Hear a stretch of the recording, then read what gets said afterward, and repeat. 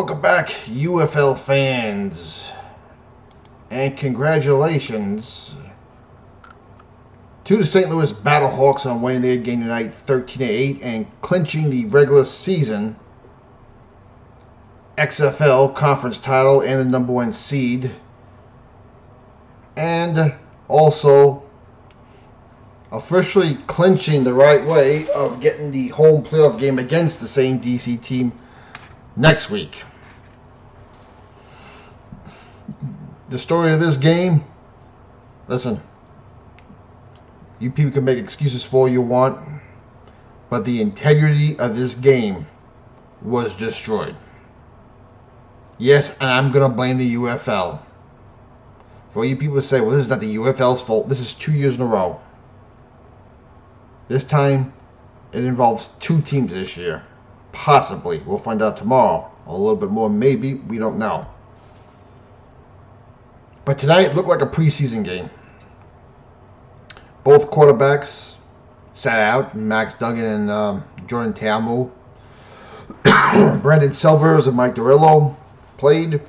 All the stars on both teams, for the most part, sat out. I mean, I'll give credit to Andy Beck. He did go for it because he said he wanted to win this thing outright the right way. But he got a lot of help from DC. But not plenty, anybody, because they had nothing to play for. So Andy Beck tried to do the right thing, even though the UFL screwed it up. Yeah, I'm not letting this go. Sorry. You want people to take this league seriously. You want the NFL snob to come in and watch this league. People like me are going to watch. We love spring football. We love having football most of the year. But to the diehard college fan who may snub their nose at this, the NFL fan may snub their nose at this is the stuff that makes you look bad. Sorry, it does.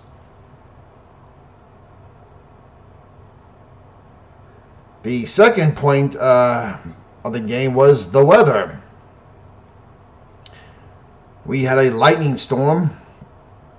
I think it was about a 47-minute rain delay. Not as bad as the 3 hours he had in Memphis last week, but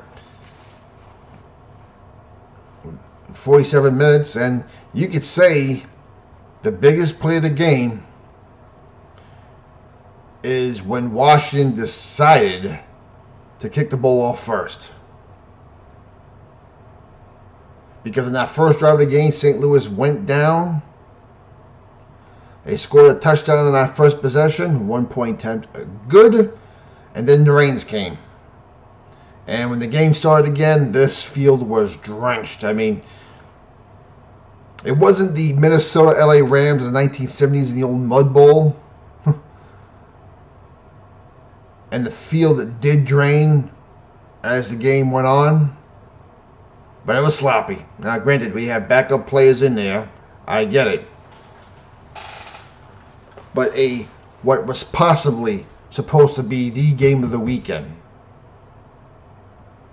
The game I was so die-hard on driving 6 hours to go to. Once I got the announcement about the home field thing, I was turned off. I watched the game, but don't say us DC fans are going to be rewarded by getting a possible home game on the road. Sorry. It's Bush League.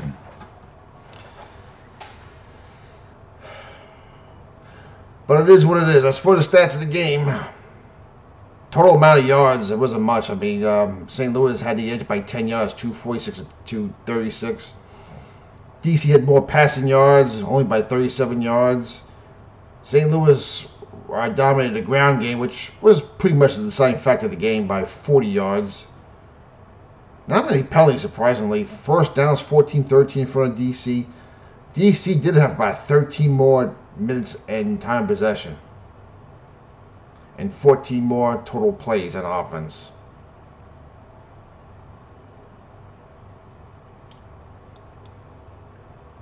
Brandon Silvers looked okay tonight. 6 of 805 yards. They mostly ran the ball. Jerron Howard, 19 carries, 89 yards, a touchdown. Kevon Latois, 10 carries, 59 yards. Mike DeLeo, 18-26, 142 yards and a touchdown. Not a bad night. He managed a game route despite the crappy weather. He also had 60 yards in rushing. Abram Smith had 43 yards. All the big-time players pretty much played little or nothing at all. Hakeem Butler did have a big catch at the start of the game, and that was it. You never saw the rest of the game. Smart move by Coach Beck. But your final score is 13-8. The Battlehawks finished the year at 8-2. Number 1 seed in the XFL Conference. DC finishes at 6-4, number 2 in the conference. These two teams will play for real next week in the XFL Championship game in the Dome of America. Now, I'm not going to lie. Despite the integrity of this game being destroyed,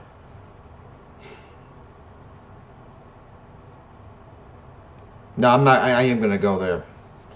Because they would have been a big crowd in Washington next week for this game if the Defenders have won. They would have been. I say it again. DC is a show-me city like New York. You win, they come. And you know what? I looked at the crowd tonight at DC. Considering the weather and what was being played for, and it looked like a preseason game, the crowd was good. And I can honestly tell you, the crowd's been better there than it has at Houston. And Memphis, hell, probably even Birmingham. But it all starts for real next week anyway. No sense in talking about this game much longer. Tomorrow we only have the one game at 3 o'clock. An ESPN game. That will be ESPN's final game of the year. The Houston Roughnecks will be in Michigan. And it looks like the Michigan Panthers are going to break last year's attendance mark easily now. So good for them. That's one of the few bright spots in the league this year.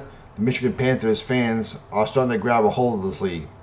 And you probably go back to last year with the kicker Bates there. He really put it on the map because he went to the Lions, had a good year for the Lions. So, but even tomorrow, the integrity of that game is also ruined. Now, Houston will play for something. They want to finish the league the year at 500. Coach Johnson wants to come back next year. And I'm sure that they would like to, put a little dig in the Michigan Panthers. The Panthers have really nothing to play for tomorrow, which hurts the integrity of the game, because if they had won tomorrow and Birmingham loses on Sunday, they would have won the conference, despite the fact they lost to Birmingham twice of the outright better record. So, if Michigan does win tomorrow, with Houston playing hard, then you could say, well, you know what? Michigan won and the integrity of that game was not hurt, but the one on Sunday may be hurt. And I'm sure Bryce Perkins will, I think he'll get some action. I think it'd be crazy for a guy like that to sit him down 3 weeks in a row before a big playoff game. I imagine you'll see him at least play a quarter. I would. I mean, of course, I could easily blow up in the face if he gets hurt. But we will see. Your comments down below. What's your opinion? Like to know. Was I right? Was I wrong? Am I right but you just disagree? Am I right but you don't think it's a big deal? Or do you just disagree and it's not a big deal? I don't see how this is a good look for the league. I'm sorry. It just isn't. But hey, I am thankful for you people who start crying out there. I am thankful for spring football. You know I've been a big proponent of the AAF, the Old World League, USFL Part 1 and 2, XFL Part 1 and 2, and now the UFL.